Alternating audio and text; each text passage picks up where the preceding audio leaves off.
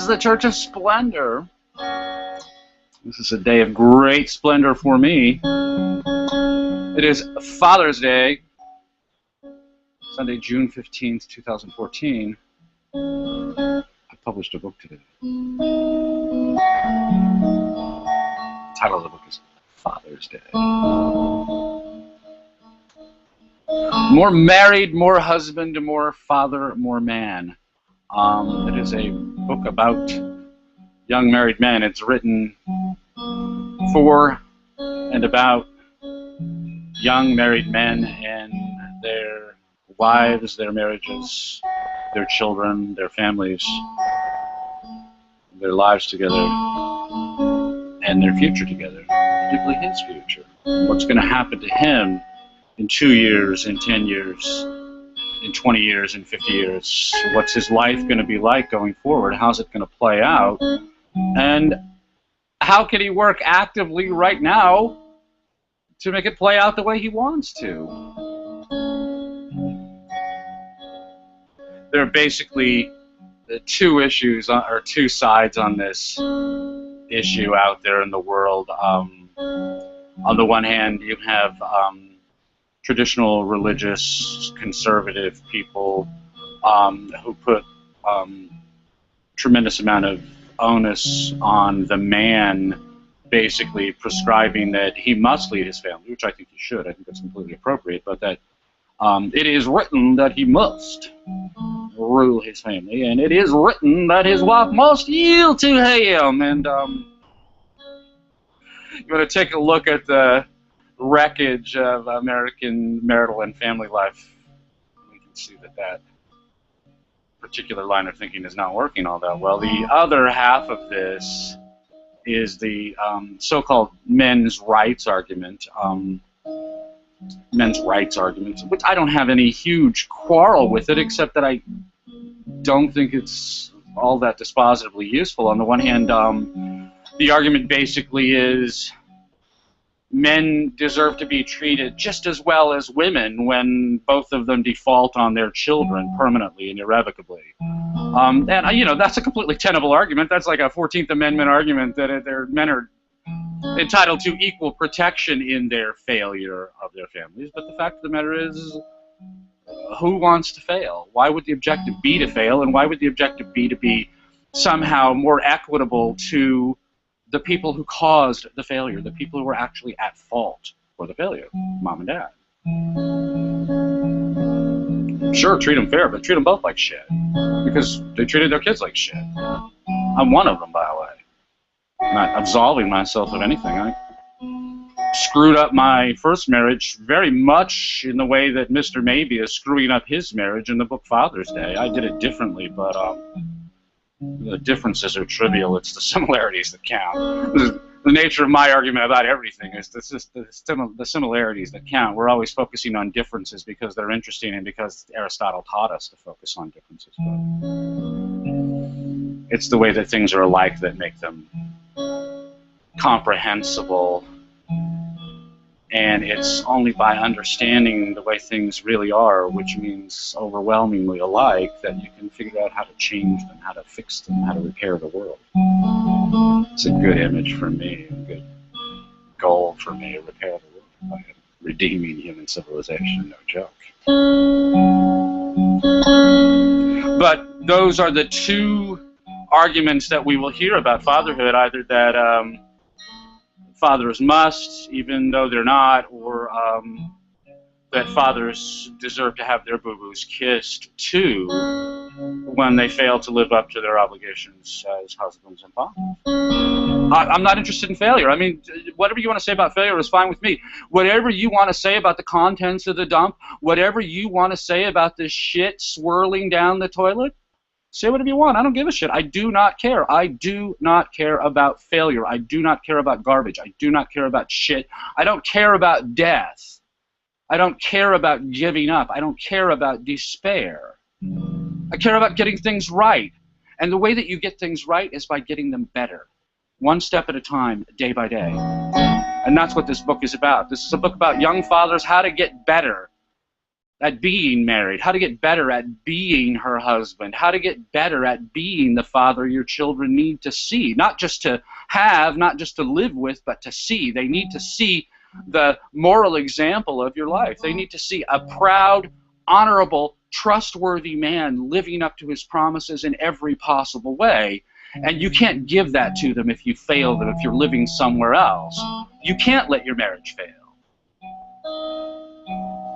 Not and live up to your obligations to your children. You have an obligation to your wife. You made a promise to her, and you need to honor it. You have obligations to your children, and you need to honor them. And you can fault me for failing at this if you want to, but the one benefit I reap from my failure is I learned how not to do it again. And I'm having a great marriage the second time around. And I will tell you that in the book I advise you do not get the idea that you're going to have a great marriage the second time around. First, because you will not, almost certainly will not do better the second time. You're not better, and the women you have to choose from will be a hell of a lot worse than the selection you had the first time around. You will not do better the second time, but imagining that you might do better will get in the way of you doing the work that you need to be doing, which is saving your family. That's what this book is about. It's about how young dads can save their families, how young dads can follow through and live up to the responsibilities as fathers so that their children are immensely better off, so that their wives are happy and fulfilled, and so that they lead lives of enduring splendor. So I think those guys should read that book. Pretty sure their wives should read it too. I'm thinking his parents, her parents, their friends, brothers, sisters, cousins, maybe even their older kids should be reading it to try to help dad figure out how to do the whole job. But I'm in favor of everyone who knows that they will be married someday, either married or remarried someday. They should read this book in order to find out how to do marriage better. I think that anybody who is concerned about marriage can learn a hell of a lot from this book, because I'm going through the process by which marriages are broken and how they are healed.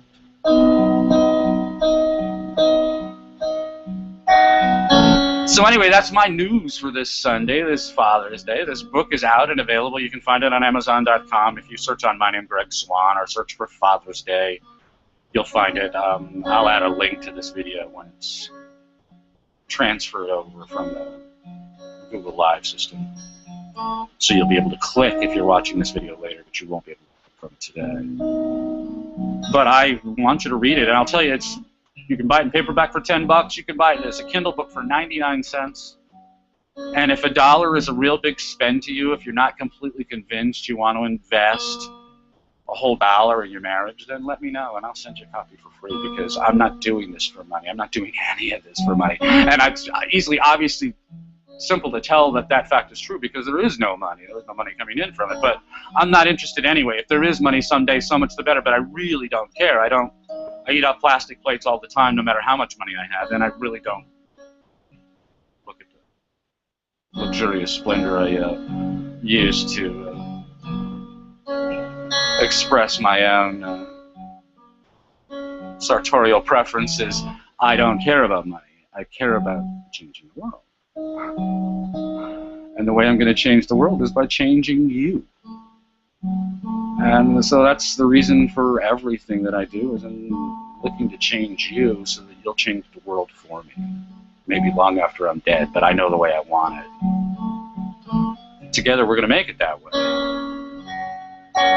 So you can read Father's Day in the context of being a better father, better mother, better grandparent, a better husband or wife the next time you get married. But a way of reading it for me is just as of a piece with my moral philosophy, as I've been elucidating it over the past 2+ years. That when I published Man Alive, I started making these videos. I've written a lot of essays since then, made a lot of videos, wrote 2 books of short stories, both of which are hugely informed by Man Alive, and now we've written this book, Father's Day, which is love, sex, marriage, and family from a self-adorationist point of view. It's The arguments are completely secular arguments. There are no religious arguments, obviously. I'm an atheist. There won't be any religious arguments in any argument that I make. But the arguments that I make are very logical and rigorous and thoroughgoing, and I don't think that they're subject to any serious challenge. I expect to hear lots and lots of wailing and gnashing of teeth because I am taking on a whole lot of sacred cows. But I don't think that I will hear any rigorous arguments in response to this book because I don't think we can make any. I think that the arguments I'm making are rigorous and unassailable. And so we're touching on chastity. I'm not defending it because I have plans for defending chastity in greater detail later, but I don't really consider chastity all that difficult to defend. Promiscuity is self-destructive. Chastity leads to splendor. That ultimately is the whole argument. You could swap in a whole lot of other subjects. For instance, abortion. Killing your children leads to lifelong regrets. Letting them live, even if you put them out for adoption, avoids those regrets and offers the potential for great joy later. There are all kinds of arguments that I can make that way. These are arguments that were really naughty and difficult for me until I wrote Chapter 7 of Man Alive. And writing the book Man Alive, I thought I had a complete and full understanding of all the ideas that I was going to discuss, and truly I did intellectually, and yet Chapter 7 of Man Alive has completely changed my life. I know it's changed other lives because people are always making my argument back to me. The reasons that people offer for their moral choices now are my reasons rather than the reasons they would have offered more than 2 years ago. The reasons that many, many people offer now are my reasons. They're reasons that come straight out of Chapter 7 of Man Alive, and obviously all of my moral arguments do. If you want to understand my morality inside and out, read, learn, mark, inwardly digest Chapter 7 of Man Alive, and you will be an expert on moral philosophy like no one has ever lived, no one has ever walked the earth before, but really like no one else around you either. There's no one who talks about morality the way I do. But once you learn to think about ethics the way I think about it, you'll never think about it any other way again. I have the silver bullet. I know I do. I have the answer to moral philosophy, the answer to moral philosophy that has plagued human beings since there were human beings, since people started to realize that human choices are variable, that you can choose to behave one way and not in another. We've been wrestling with moral philosophy progressively more cogently over the centuries. But I think the argument for moral philosophy made in Man Alive is the first truly cogent, coherent argument for ethics ever made. I think that this is the contribution that I have made to philosophy, and I'll be long dead before anyone else chimes in and says, you know what, I think he's right. But Father's Day is the elucidation of that moral philosophy within the context of human romantic relationships, marriage, family, and the marriage that endures after the children have moved on to start families of their own.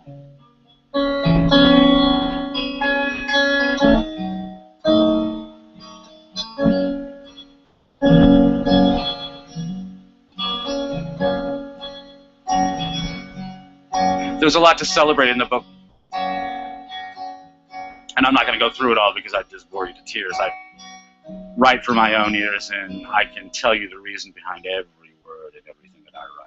Every word is hand-picked and sometimes changed and changed and changed and changed until I get exactly what I want. I have a list of 750 or so verbs on selfadoration.com, verbs that I think are very important, and yet I discovered when we were doing the revision process for Father's Day that there are verbs in that book that are not on my list. I mean, I have a list of 750 verbs. How comprehensive a list of verbs can you make? And yet there are verbs in Father's Day that I don't have on that list. We'll be amending the list next week to add those verbs to it.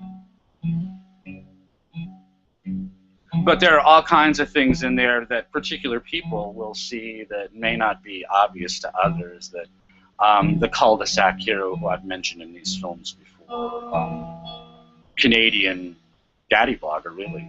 There are no daddy bloggers. There are lots of mommy bloggers. But the cul-de-sac hero was a blogger in Canada who was concerned with being a forthright, fully responsible father.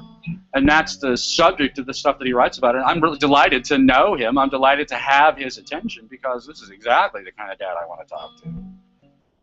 But the very first sentence in the book is a nod to the cul-de-sac hero in the form of the words cul-de-sac. My friend Terry Lucier was hugely influential on this book. In the revision, she had a lot of influence, but influential for all the time that I've known her, because she has a really great marriage. She has a really wonderful marriage, and she has a really great family, and they've really done a great job with their lives. And she and her husband Jamie and I am deeply indebted to them for the example that they gave me. Other couples that I know, very happily married couples that I know, are couples that Kathleen has done business with, or that I've done business with, couples that we've met that way. Very helpful in putting this book together. Anthony and Marilee Johnson, again, influence far beyond what they might know about. I mean, I married these kids in February. I was the officiant at their wedding, and I've talked about that. And I've talked about that in movies that I've made for the 21 Convention's YouTube website also. Anthony runs the 21 Convention. I've spoken at it. I'll be speaking at it again, I believe. And I don't want to announce anything because I don't know for sure. But I am happy to do for Anthony anything I can, because he's done so much for me. But Anthony and Marilee both have done so much for me. And the example of their courtship and their wedding, my involvement in it, my awareness of them over these last couple of years. Marilee was very influential on the book in a lot of very subtle ways, all the way through little things that she raised that made me rethink arguments that I made and made me beef them up. And I'm very grateful to her for that. But Anthony and Marilee, just in general, have been an immense benefit to me, just by being alive and letting me be aware of them and what's going on in their lives, how their lives are playing out. And I don't want to put them in the awful spot of having to live up to all of the expectations in this book, but the reality is they're both giving their lives, not just their marriage, but their lives. They're giving their lives everything they have.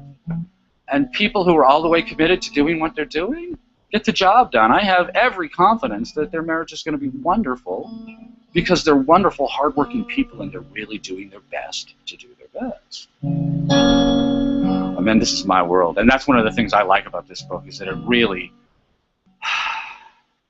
brings out the people who are already living in my world, and shows the people who are half in and half out why they need to make the commitment, why they need to step all the way over the line and become fully committed to their lives, become morally serious people.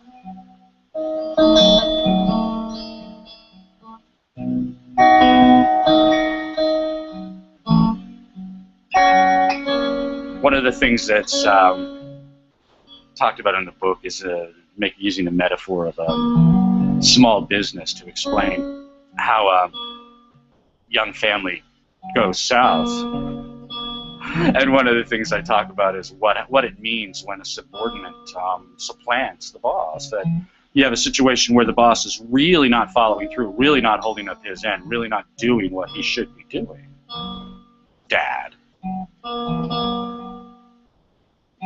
And the subordinate, at first, is really just trying to hold things together, just trying to keep the business alive, even though the big boss is defaulting on his obligations. But over time, the more responsibility the subordinate takes on, the more you get used to it, and the better you get at it, and the more you realize that you don't need that big boss at all. And what happens is the subordinate supplants the big boss, and when that happens, the big boss gets fired. I don't have jobs anymore. I haven't had a job in I don't know how long, 20 years anyway. So glad not to have a job. I'm self-employed, which means I wake up unemployed and potentially starving every morning, but I don't have a job, and I really like that because they fire me.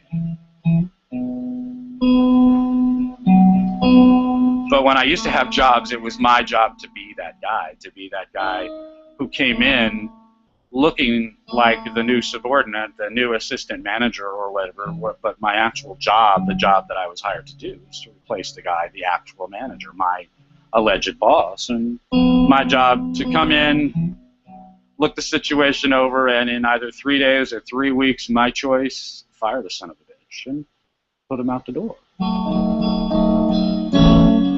never had a problem with that. Never had a problem with that. I hate mismanaged businesses. I hate.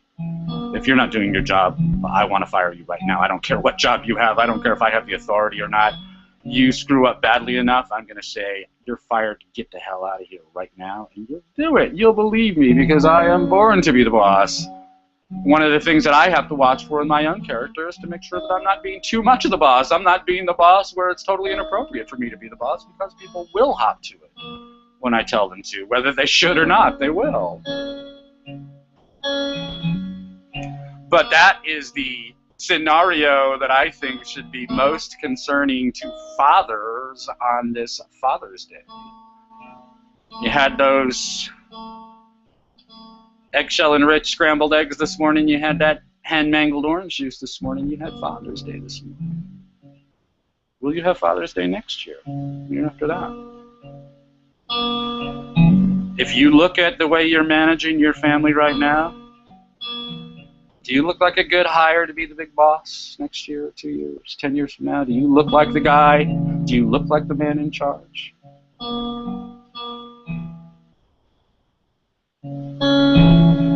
Because if you're not the man in charge of your family, you're going to get fired. That's going to happen. Only it's not like getting fired where you just get fired and then you go and get another job and you say it was the other guy's fault and it won't all be different this time. That works out. When you get fired from your marriage, you will be in divorce court. You will be in family court. Your children will be in family court until they get to be 18 or 21 or 25. They'll be stuck with family court until the judge turns loose. And this is an avoidable catastrophe. And avoiding avoidable catastrophes is your job as a father. That's your job.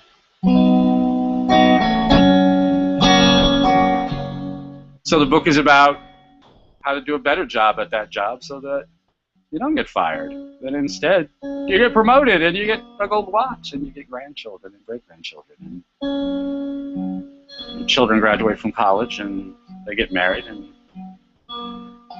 they stay married, just in the same way that you stay married. Because again, this is the example of your life. You teach them to be honest by being honest, by not cheating, by not shading the truth, by not coloring the truth, by not conniving or maneuvering people. You teach them to be hardworking by working hard in front of them. And I love it that you work so hard, Dad. I know how hard you work. But you got to let your children see you work. And maybe that means you take them to the office on the weekends. But maybe that means you don't go to the office on the weekend and you do work around the house when you would much rather lay on the sofa and watch the ball game, because you need your children working along beside you around the house so that they learn how to be hardworking people.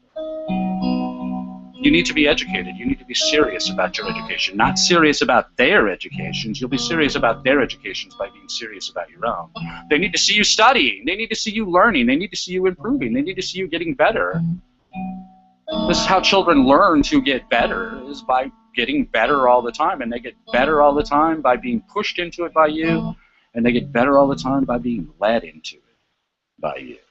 This is part of your leadership as a father, as a parent, practically speaking, but as a father in particular. You need to feed, clothe, house your children. Yes, you're doing a great job of that, but you need to show them how you work even when you're not working outside the house. You need to provide them with an example of moral equity, moral probity, moral rigor, but also the pride that comes from behaving appropriately, from making the right choices. They need to see that pride too, and they need to know that you're proud of yourself when you do the right thing. And if you should ever do the wrong thing, you need to go over it with them. Tell them what you did, why it was wrong, how you know it was wrong, and why you're ashamed of it. You need to do that for them. I don't know how the world works. It's your job to teach them. And so on top of all that, you need to provide for their moral instruction. You need to have a serious, rigorous moral philosophy in order that you can transmit it to your children. We talked about this last week. This is one of the most important jobs a father can do, is to instruct his children in moral philosophy. Teach them the theory behind your arguments of right and wrong.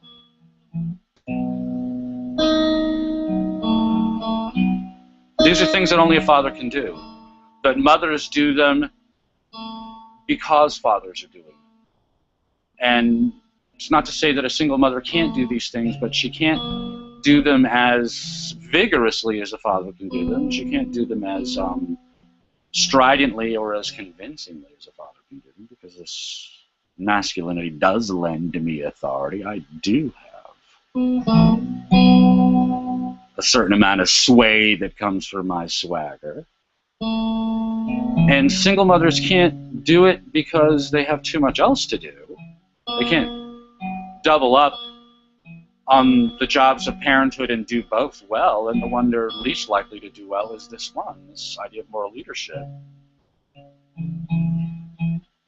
And there is a practical reason for that, in that young girls learn how to relate to adult men from their fathers by relating to their fathers. And young boys will not take dominance from any woman, ever. I mean, you can dominate a child by leaning on him and threatening to punish him, by yelling at him or actually hitting him. But the older he gets, the harder it will be for his mother to dominate him without a father's fallback authority. And eventually, 14, 15, 16, 17 years old, he's a man in his own eyes. And he will not take your shit for any reason. There's no way for a mother to dominate a teenage boy. And we can see this easily by seeing all of the fatherless teenage boys running wild in the streets. These are boys without fathers, and therefore they are boys without, practically speaking, without any moral philosophy, or certainly no moral philosophy beyond honor among thieves.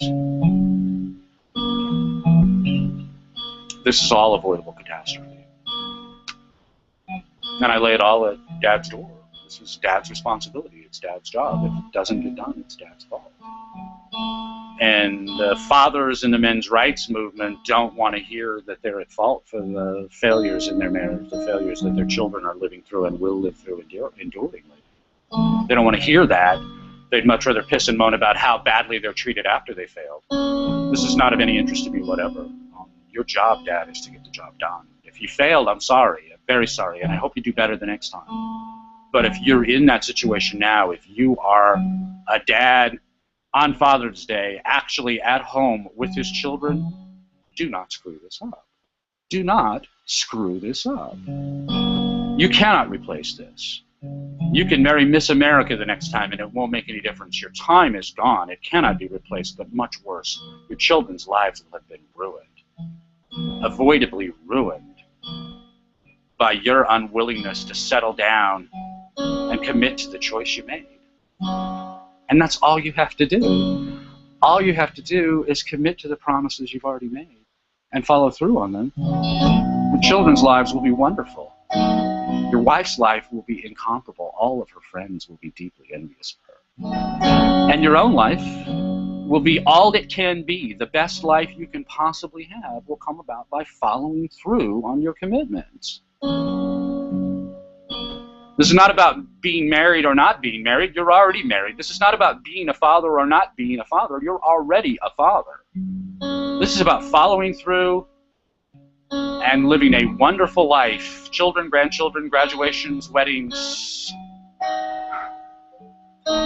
Dozens of people in your family photo when you're an old man. Or not following through. And dying alone and unmourned. These are your choices. This is your choice today on Father's Day, Dad. You either follow through with what you already started, or you will end up with nothing.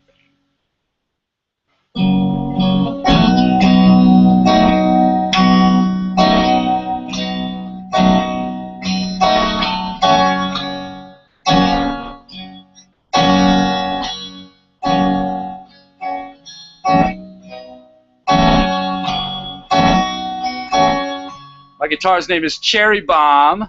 I love her. You don't have to tell me that I don't play well. I know I don't play well. I play joyously. And that's how I live. It's joyously. I live in pursuit of my own values. My values are going to be very different from yours, and there's nothing wrong with that. Nothing wrong with mine, nothing wrong with yours. But I live in pursuit of my own values, and I don't live any other way. I live completely committed to my life 100% of the time. If I'm not completely committed to doing what I'm doing, I do something else instead. I do something I want to do more. This is the way you should be living. I am presumptuous enough to tell you the way you should be living. This is the way you should be living. Whether you're married or not, whether you're a father or not, that doesn't matter. What matters is, are you committed to the life that you're living? And if you're not, turn around. You need to find the life that you want to be committed to. And I'm not telling you, Dad, I'm not telling you to get divorced, because there is nothing you're going to have that's better than what you got today. But you need to find a way to commit to your choices, to make the whole choice. Don't just say the words. Follow through with the deeds.